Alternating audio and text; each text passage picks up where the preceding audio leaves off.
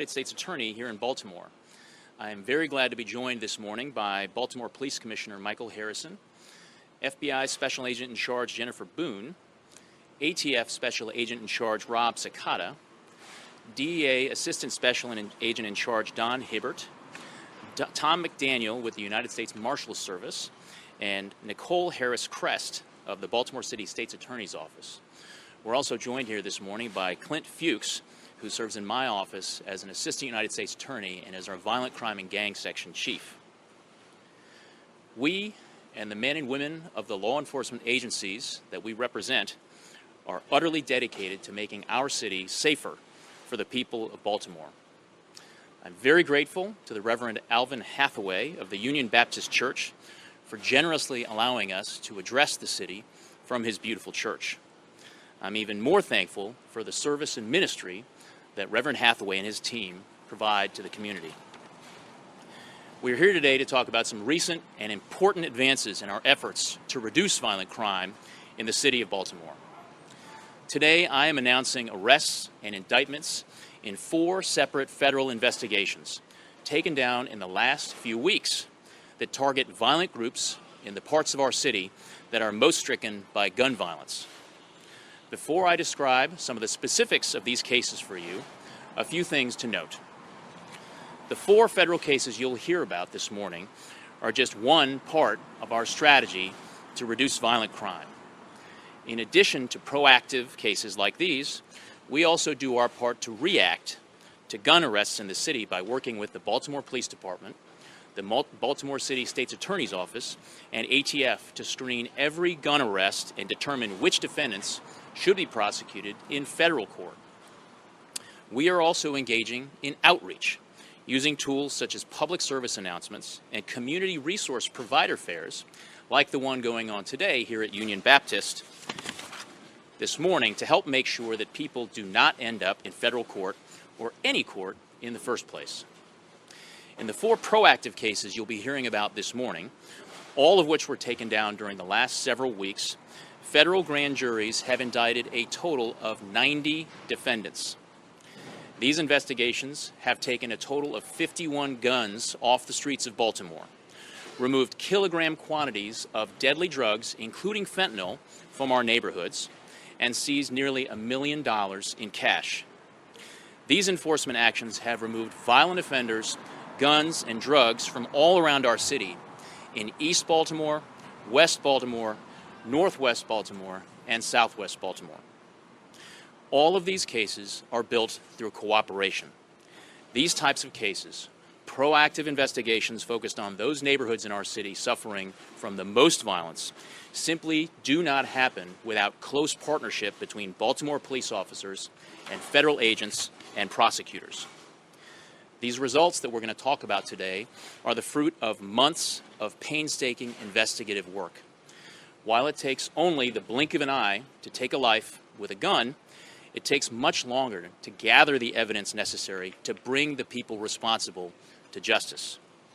Police officers, federal agents, and prosecutors have been building these cases together for months, and Baltimore can be confident that we are continuing to do this work together. Now let me talk a bit about each of the 4 federal cases that we've brought down here in Baltimore in the last few weeks.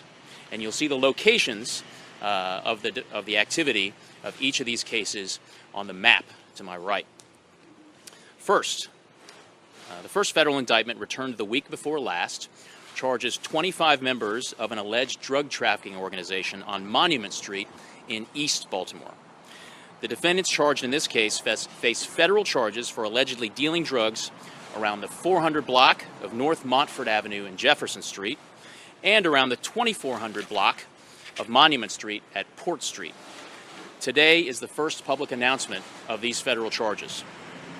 Beginning last year in July, these defendants allegedly distributed heroin, fentanyl, powder cocaine, and crack cocaine to individual drug users and in bulk quantities to other drug traffickers who resold the drugs in and around Baltimore. 10 of these defendants also face gun charges. During the investigation, law enforcement seized 9 guns, more than 14 kilograms of cocaine, about 4.5 kilograms of heroin, and 479 grams of fentanyl, which is enough to kill over 200,000 people. Law enforcement also seized more than $472,000 in cash in this investigation, as well as jewelry and vehicles worth almost $500,000. Second, also the week before last, another federal indictment charged 6 defendants for a drug distribution conspiracy allegedly operating in the area of Frederick and Collins Streets in southwest Baltimore.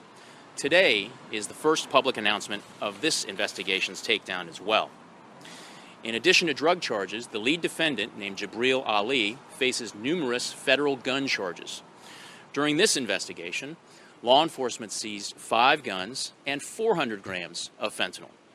If convicted, Mr. Ali faces a mandatory minimum of 10 years in federal prison and up to life in federal prison.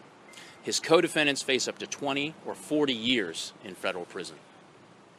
The third investigation resulted in 2 separate federal indictments, charging a total of 38 defendants for allegedly participating in 2 separate drug trafficking organizations to sell heroin, fentanyl, powder cocaine, and crack cocaine to drug users and resellers in and around the Edmondson Village neighborhood of southwest Baltimore.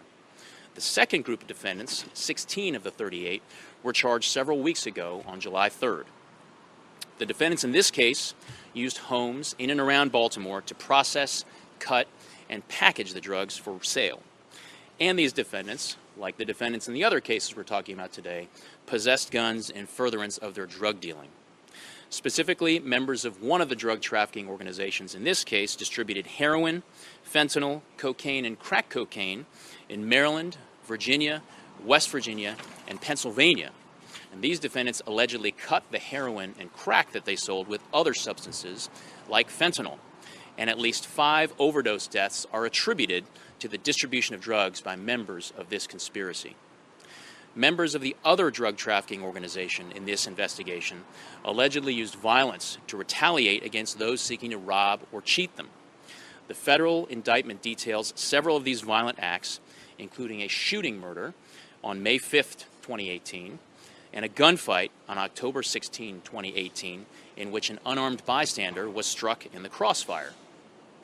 In this investigation, law enforcement seized 17 guns, ammunition, drugs, and more than $270,000 in drug proceeds. Fourth, and finally, the week before last, a 4th federal indictment charged 21 Baltimore men for allegedly operating a drug distribution operation in northwest Baltimore, distributing heroin, crack and powder cocaine, fentanyl, and marijuana in the area of Liberty Heights Avenue and Garrison Boulevard. Several of these defendants also face federal gun charges. Law enforcement seized 20 guns and more than $200,000 in cash during this investigation. These defendants are part of an organization called LNG, which is made up of 2 groups who work together: the Black Guerrilla Family, also known as BGF, and the Yellow Bus Gang Crips. LNG members allegedly committed acts of violence, including a gunfight on January 19th of this year. These 4 federal investigations I just described are examples of our proactive cases, ones in which we focus on regions of the city suffering from the most violence, identify those responsible for that violence, and build the evidence required for federal prosecutions, convictions, and sentences. But that is just one part of our strategy to drive down violent crime in our city. As I said earlier, we also team up with the Baltimore Police Department, the State's Attorney's Office, and ATF to screen every gun arrest in the city and identify those defendants whose criminal histories and links to violence warrant prosecution on federal gun charges in federal court. The prosecutors in my office are eager to do our part with these gun prosecutions. Indeed, my office charged 5 Baltimore City defendants on federal charges of illegal gun possession on Tuesday of this week. That's 5 charges, 5 defendants in Baltimore City on one day of this week. The message is, do not pick up a gun to settle a dispute. You do not want to be in federal court facing federal time. Finally, while it is important to hold accountable those who choose to bring gun violence and drugs to our neighborhoods, it's also important to help make sure that people make the right choices and steer clear of crimes that will land them in federal court. Now, this morning, Union Baptist Church isn't just hosting this press conference. Reverend Hathaway has generously allowed the U.S. Attorney's Office to hold a community resource fair here. Folks in my office have organized this event to bring resource and service providers into this community, including the Mayor's Office of Employment Development, the Center for Urban Families, and Healthy Lives. These folks do the hard work of giving everyone the tools to build lives that do not include guns or drugs. And without the dedication of these partners, events like the ones being held today would not be possible. Also, last week, I rolled out a series of public service announcements to play on radio stations throughout the city. The message is clear. Gun crime leads to federal time. And federal time is different. No suspended sentences, no parole, and federal prisons far from Baltimore. Our goal is a safer city with less violence, fewer guns, fewer victims, and fewer grieving families. So please put down the gun. In conclusion, I am very grateful for the hard work that led to the investigations and prosecutions you've heard about today. But all of us in law enforcement know that there is more work to be done. We're not going anywhere. We're here to stay, and we will keep doing this work together. We are all in this together. And the we in that statement includes not just law enforcement, but the entire city. All of us need to act together to stop the violence and hold accountable those who are using violence for their own selfish ends. I love the city of Baltimore, and I am proud to work with the men and women of law enforcement who work tirelessly every day to make our city safer. It is an honor every day to serve the people of this city, and there is no place I'd rather be and no other job I'd rather have than to serve as United States Attorney here in Baltimore.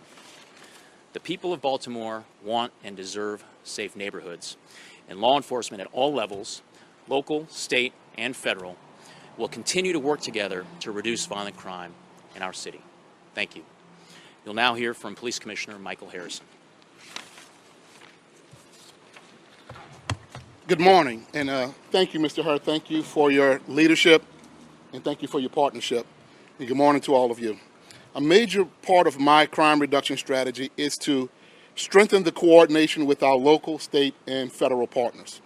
We're stronger together than we are alone, sharing intelligence and aggressively investigating cases involving drugs and violence in our community. Today, I am very glad to be here with all of our federal partners to discuss the results of our ongoing efforts to reduce violent crime in our city. Currently, the Baltimore Police Department members are assigned to all of our federal task forces focused on building strong prosecutable cases involving violent offenders. We're also using the analytical resources of our Watch Center as well as intelligence gathered from our investigations to identify members of criminal organizations. The goal, of course, is to impact high crime areas and to disrupt, dismantle, and eradicate areas of illegal drug activity with violence that often goes with it. I want to thank the men and women of the Baltimore Police Department and all of the members of all of our partner agencies for the great work on the cases we're talking about here today. Trust me when I tell you, you're making a difference. I'm proud to be a part of this talented team, and I'm looking forward to a lot more great work in the future. And I think our coordinated message to the Baltimore community is we're removing drugs from the streets, we're removing guns from the streets, and we're removing bad actors from the streets of Baltimore. And thank you again.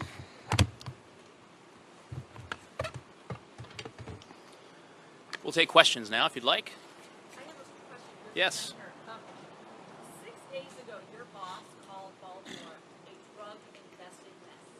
Have you shared with the president the results of your efforts here to drive down violent crime? Is he aware of the difference you've been making here? Well, I am not certain if the president is personally aware of the results that we just talked about this morning. What I do know is that he should be aware of the fact that we know we have a lot of work to do here in the city, and we're resolved to keep doing it together as teams. And I really cannot emphasize enough how important the partnerships are between law enforcement at local, state, and federal levels. That's the message. I personally am focused on the violence here. I understand that is job one for the people of Baltimore, and that's what we're focused on morning, noon, and night. And do you feel like your federal agency, do you feel like you have full federal support behind you in your efforts? Absolutely. Now, I have never yet met a U.S. attorney or a law enforcement official who says they're perfectly happy with the level of resources they have. We could always use more. We'd always like more. But what I do know is that we are receiving support, and we're applying that support in smart and supportive ways. I know I speak for the entire federal law enforcement community when we are resolved to be the best possible partners we can to local law enforcement, such as Commissioner Harrison and City State's Attorney Marilyn Mosby. Thank you. Are any of these individuals recently indicted on the offenders? You know, again, I don't want to speak to specific details of their criminal histories because these cases are under indictment right now in terms of where they are in the criminal process. They've been charged, but they have not been convicted or tried or found guilty of their crimes. So I don't want to comment specifically on their criminal histories. What I will say is that when we are undertaking the process of identifying which parts of the city are we going to focus our proactive federal investigations on, and which particular groups of people do we identify as being repeat or drivers of violence, it's often the case, as you would expect, that these are people who have had numerous trips through the criminal justice system and have previously made choices to commit violence in our city. This most recent federal partnership than the partnerships you've had in the past with Baltimore City Police and other local agencies? Well, I think we are fortunate here in the city of Baltimore that for a very long time, and this was certainly the case when Rod Rosenstein was U.S. Attorney, we had a real panoply of relationships built on trust and partnership and goodwill. We understand that there's plenty of work for everybody. And all of us need to be doing our part. We all need to be talking frequently. I really have the great pleasure of being in very frequent contact with Commissioner Harrison, as well as State's Attorney Marilyn Mosby. So this partnership model, it's what has worked in Baltimore before. It has worked in other jurisdictions around the country facing violent crime problems before. And it's what we're applying here, and we know we're going to get results. I have a question for Commissioner Harrison. I know some of these takedowns are quite recent, but have you and your department, have you seen a change in taking these defendants off the street and then dismantling these drugs? What I think we can say is I think we have, and there are members of communities who call us and tell us that they see the takedowns and they notice certain bad actors are no longer in place, either selling drugs or kind of occupying the community. And so we get a lot of communications in person from members of the community who are thankful and grateful for the work we're doing, especially when they see it. And it becomes apparently noticeable when those bad actors are not there terrorizing those neighborhoods. So I think we see a change in it shows the uniformed patrol officers that there's work being done to make their lives and their work easier also. So we see a renewed focus from uniformed patrol, renewed focus from detectives and investigators assigned to our federal partnerships, and we see better communication from our community members who tell us they see what's happening, especially on days of takedowns.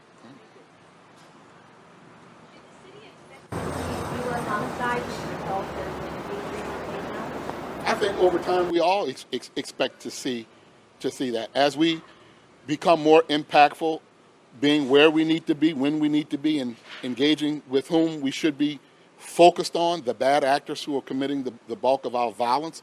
Over time, we will see that, and it's days like today that send a strong message that if you choose this life, we will be here again reporting how we caught you. So with all of these arrests, is there a concern about displacement? You have these organizations operating in neighborhoods. What does that mean for you to keep people safe, that there's not some sort of... Well, that then brings into a conversation of deployment strategy. How do we now deploy resources, both uniform patrol strategies and community engagement strategies? And how do we now go into areas to build relationships with people where there could be some mistrust or they didn't think that we were doing anything about this? This is proof positive that we are doing something about it, and we do care, and we're working every day on it. And so we're always assessing every day how we assess, reassess, re-engage, redeploy, reallocate resources so that we can account for displacement and prevent and deter further crimes. Like gun arrests being down, that this plan, I mean, that there will be fewer federal cases that your office will have, or is there an impact if arrests are down by EPD? Will that affect U.S. Attorney's office? Question for me?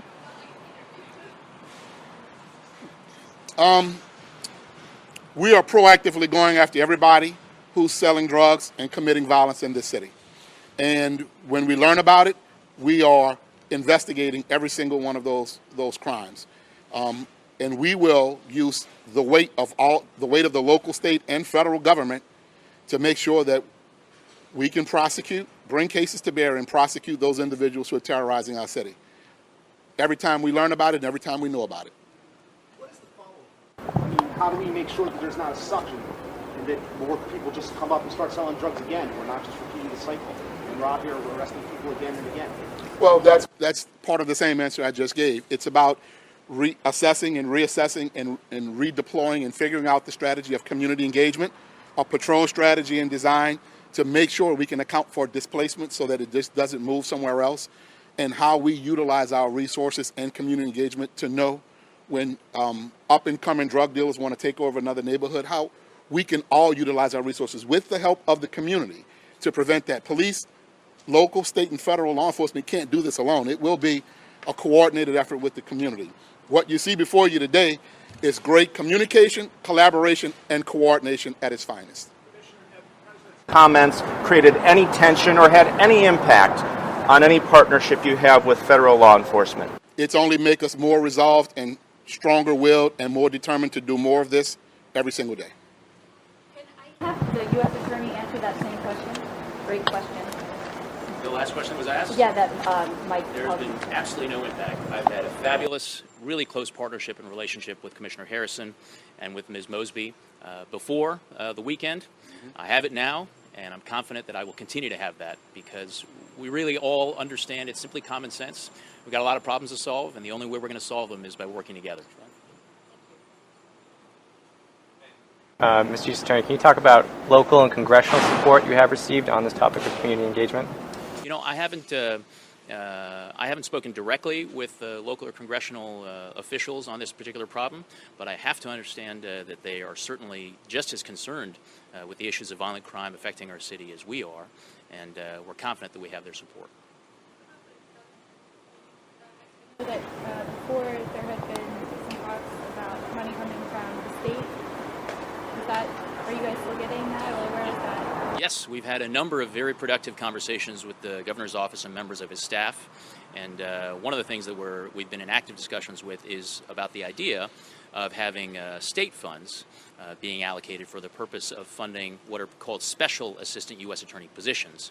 And these are prosecutors. In fact, we have two in our office right now from Ms. Mosby's office, the state's attorney's office, who are designated and made so-called special AUSAs in our office to prosecute and focus on things like gun crime or fentanyl crime.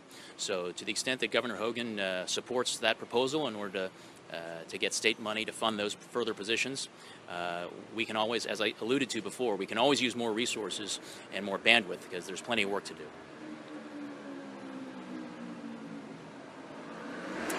Okay. Thank you very much for being here today, everyone. Appreciate it. Well done. You bet, sir. Thank you, sir. I've left this at a couple of press conferences. I have to always remember to say, Oh, my goodness. Can't lose that. you bet.